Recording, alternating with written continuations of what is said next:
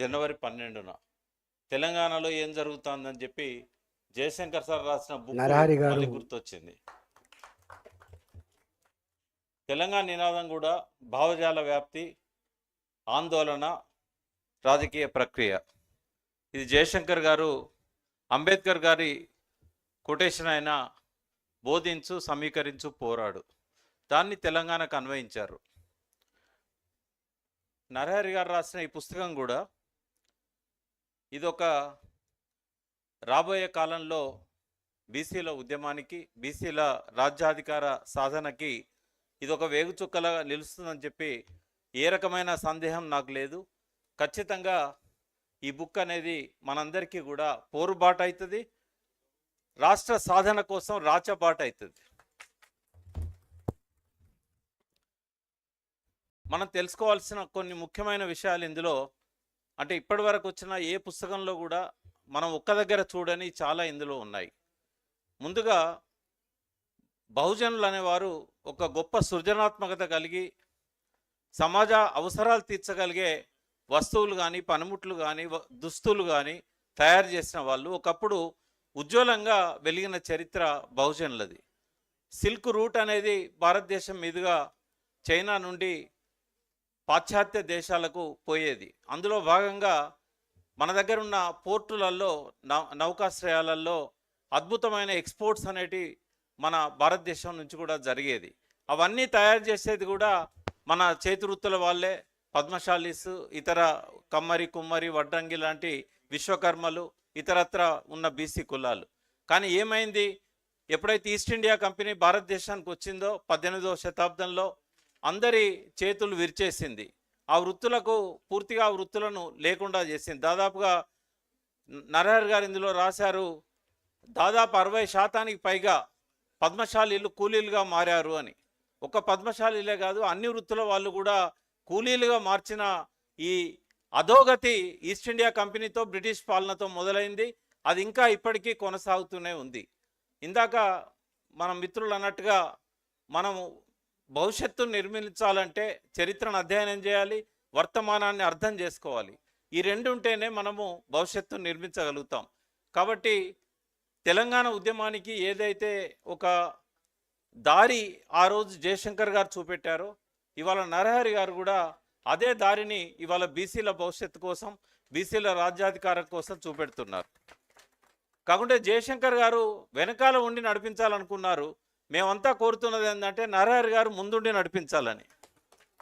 ఎప్పుడు వస్తారనేది మీ ఇష్టం సార్. మీరు వచ్చే వరకు ఒక గ్రౌండ్ అయితే ఇక్కడ ప్రిపేర్ అవుతుంది. ఈ పుస్తకం అనేది ఒక పాశు పదాస్త్రం. ఒక విష్ణువు చేతిలో విష్ణు చక్రం ఇది, ఒక శంకరం చేతిలో ఒక శూలం ఇది, ఒక బీసీల చేతిలో ఇదొక ప్రధానమైన ఆయుధం.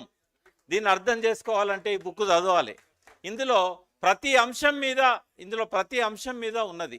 మనము మన చరిత్ర ఏంది, సాహు మహారాజు గురించి ఉంది. మైసూర్లో ఒక రాజు 20వ శతాబ్ద ప్రారంభంలో తన రాజరికంలో బ్రాహ్మణుల ఆధిపత్యాన్ని తగ్గించి బీసీలను ఎట్లా పెంచారనేది ఉంది. మిల్లర్ కమిషన్ మనకెవరికి కూడా తెలియదు. 1918లో మిల్లర్ కమిషన్ వేశారు బ్రిటిష్ వాళ్ళు.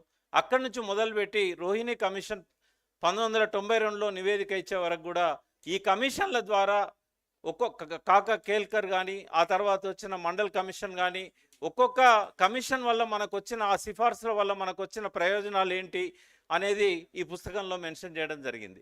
అట్లాగే అనేక కోర్టు తీర్పులు, ఇప్పుడు సుప్రీంకోర్టు కానీ, హైకోర్ట్స్ కానీ చాలా తీర్పులు ఇచ్చాయి బీసీల ప్రయోజనాల కోసం. సో ఈ కేసుల గురించి కూడా మనకి బుక్లో ఉంది. అంటే చాలామంది బీసీలో ముఖ్యమైన వక్తలు ఉన్నారు, మీడియాలో మాట్లాడే వాళ్ళు ఉన్నారు, బయట బీసీ సమావేశాల్లో మాట్లాడే వాళ్ళు ఉన్నారు. వాళ్ళందరికీ కూడా ఈ బుక్లో ఉన్న అనేక అంశాలు ఆ ప్రసంగంలో మాట్లాడడానికి మనల్ని శక్తివంతం చేస్తాయి. దాంతోపాటుగా బీసీలలో వస్తున్న ఒక మార్పును కూడా ఈ పుస్తకంలో వారు సూచించారు.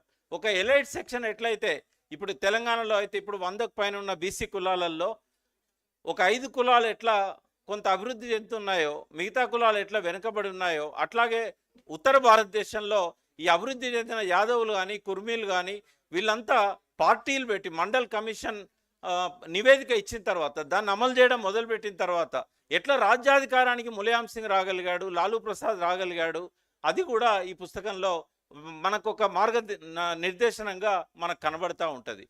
నేను ఎక్కువసేపు మాట్లాడదలుచుకోలేదు, ఎందుకంటే ఈ పుస్తకం మీరంతా చదవాలని చెప్పి ఇగ్నైట్ చేయడానికి 2 మాటలు మాట్లాడాను. సో మనకి ఈ పుస్తకం తెలంగాణ ఉద్యమానికి జయశంకర్ గారు ఇచ్చిన పుస్తకం లాగా మనకు పనికొస్తుంది. ఇది మనకొక నమ్మే వాళ్ళకు ఒక భగవద్గీత అవుతుందని చెప్పి నేను విశ్వసిస్తున్నాను. ఈ పుస్తకాన్ని కో రచయితగా రాసిన పృథ్వీరాజ్ సింగ్ గారికి అభినందనలు. అదేవిధంగా నరహరి గారు ఇంకా ఇలాంటి ఈ పుస్తకంలో ఒక 100 పిహెచ్డీలు చేయగలిగినంత అంశాలు ఉన్నాయి.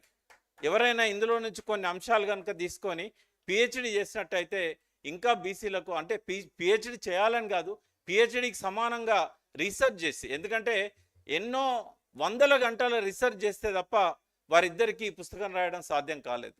కాబట్టి దీన్ని మనకు ఒక ఇగ్నైట్ చేయడానికి ఇచ్చారే తప్ప ఈ సమగ్రం కూడా